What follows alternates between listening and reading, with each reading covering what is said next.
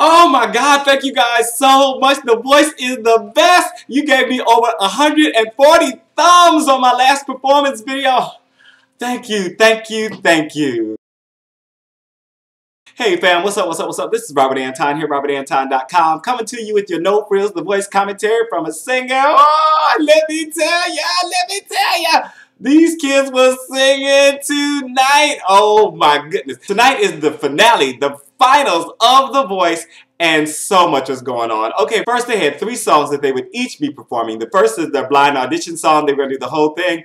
Duet with their coach, and then a song to win, their final song to win. And I'm going to tell you how it happened, how it went down, or what I thought right now. The coaches started out by performing Pour Some Sugar on Me along with members of Def Leppard. And this was kind of strange because they had a mosh pit right in the middle of where normally the stage is, right? And I was kind of thrown off. I was like, what's going on?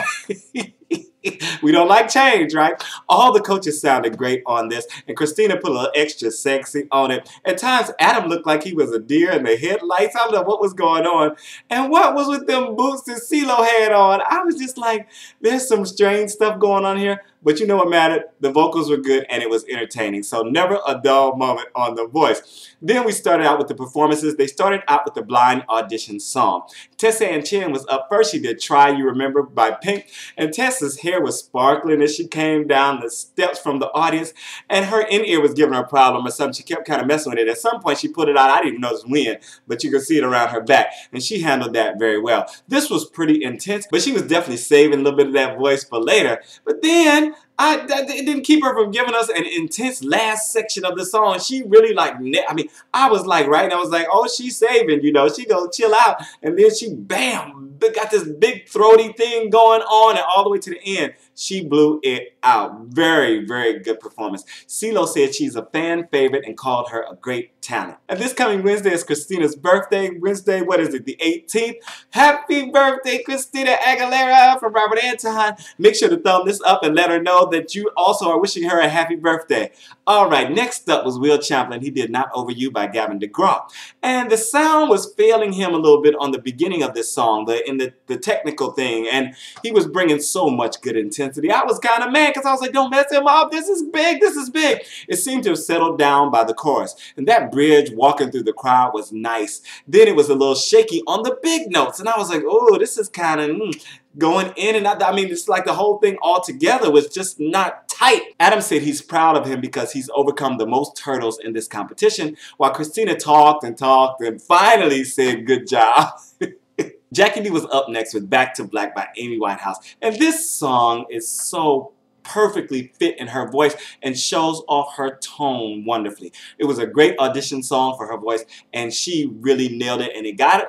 Hey, it got her where she wanted to go. Now and then she gets a little screechy, but I think that's just a lack of training and control. She has so much power and range to control, and it's going to take her a little while to really learn how to control it all. This was best in the mid to lower range for me. I just can't deny her wonderful intensity, and that connection to the emotion that she has for someone for her age is just incredible. Christina talked so long that no one else had a chance to say anything. She said Jacquie is going to go far in this business. Next up, we had duets with the coaches. Each one got to do a duet with their coach. Tessanne and Adam Levine did Let It Be by the Beatles.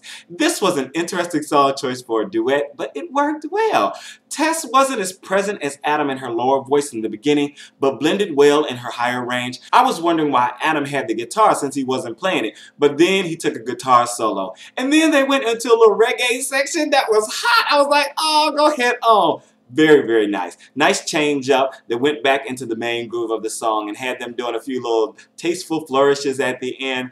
Very nice duet. Jacquie Lee and Christina Aguilera did We Remain by Christina Aguilera. Of course she did. I'm not surprised that she did her own song. Go on and make that money, Christina. I ain't mad at you. The set for this was gorgeous with the chandelier and Christina opening up in this red dress. So beautiful. And then Jacquie came in with the red trail and all that. You know, they were matching, but she had a nice little youthful kind of looking thing. She looked a little dowdy, though, in this next to Christina. I'm just sorry. The youthful sweetness of Jacquie was on full display, though, during the duet. And she was cheesing like a cat that swallowed the canary while she was with Christina. And somebody was on, I don't I forget, was it Twitter or Get Blue, and they were like, why is she smiling and laughing during the song? That doesn't fit the song. But she was just so, it seems like she was just, like you know, like you in front of somebody you got a crush on or something like that, you know, and she just couldn't help herself. She's kept smiling and stuff, just in awe of her coach. They really looked like they had a good time doing this together. And, you know, Jacquie held her own on this. She really did. Next, Will Champlin and Adam Levine did Tiny Dancer by Elton John. And just the two guys and a white piano. And don't let me forget the piano player, of course. And Will was making Adam work because he was giving great vocal on this song. Actually, I think Adam was actually holding back a little bit and allowing Will to shine. But Will was he was shining on this. This was an okay performance, though. I mean, between the two of them, I didn't think it was great. But I think Tess won this round for sure as far as the duets went. Then we got somewhat of a surprise performance because the final three performed I'll Be There by the Jackson 5. And Will said they had 5 songs to learn. He was talking on YouTube. So I guess this was one of them. This key seemed a little low for all of them, actually. But this was a nice little bit of entertainment, you know, that gave them all a little time to just chill out and sing a little bit together. And then I heard Jacquie going flat in a harmony, and it was like slowly being pulled down. I was like, what's going on? I was like, what's going on there? Will did some nice little falsetto work, and Tessanne was just giving it. She was giving it. She got the last line and sang it to the other two, you know, and it was just sweet. It was just so nice. Just a nice little performance. Then the next round, the final round, their last chance song. Tessanne started it out doing I Have Nothing by Whitney Houston. And let me tell y'all, they brought the drama for this performance between the lights and the curtains and the drops and just all kind of stuff going on. But the real star for this was that voice. She opened this with so much tenderness, then ramped it up and then brought it back down. Just a roller coaster of emotion and dynamics. And they kept dropping screens to reveal more orchestra behind her, and then a firefly, something like cascade of lights and stuff on the big key change. I was like, they are giving us major performance, you know, and major set and major everything for this. Out of all the performers I've heard cover this song, though, this is one of my favorite Whitney Houston songs. She is the only one, Tess is the only one that as she was doing all of this and going through it, she never seemed winded. She never seemed like she didn't have any more. And even after she got through the big key change and went up, she seemed like she could have gone 2, 3 more key changes. Just no top, no ending, just forever going on. She handled this so well. And I'm going to say right here, she did it as well as Whitney. Adam stood for her while the crowd went wild. Adam was saying something or another, you know, but he didn't want to say that she did it as well as Whitney, you know. I understand. But she did. What did you think? Did you think... Tessanne is the voice. There's no doubt about that. Will Champlin was up next. He did Everything I Do It For You by Bryan Adams. And I liked how Will was all up in the emotion of this performance from the very beginning. His vocal is always so good, but sometimes he does come off as a little detached in his performances. And he was definitely feeling this lyric, and I could see him feeling it. His daughter was away for this one, and he went up to sing to her and his wife, and at the end he gave them a kiss. And oh, God. It was so very sweet and touching. Kudos to you, man. Blake said he always looks forward to what Will is going to do and called him good luck and said the performance was interesting because it was more reserved than some of the others and he called it solid. Last up the night. I'm so conflicted. Jacquie Lee did And I Am Telling You by Jennifer Holliday. She said she did the Jennifer Hudson version. Okay, this may be the greatest competition song of all time and I was scared for her doing it. But did I have anything to be scared about? Well, she had most of the notes and a lot of the emotion, but I think all people remember is that she didn't end up hyperventilating because it's such a big song with so much to do and she's such a little bitty girl that I was like, breathe, get it in, girl, do your thing, right? She got through it, but I don't think it was the best song choice for her. You know, although it is the finale and, you know, go big or go home and all that, this was definitely the biggest thing she could have attempted.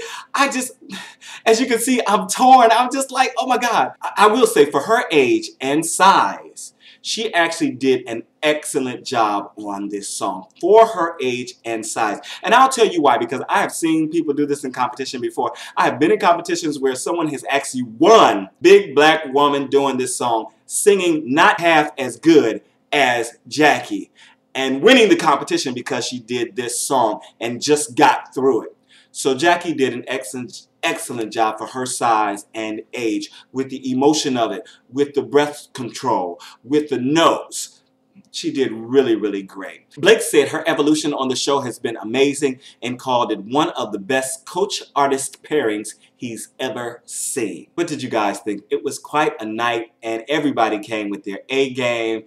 And you know what, I have two favorites, but I know who I want to win. I believe who should win, and I don't know if that person is going to win. And I think most of you have been watching know who I want to win.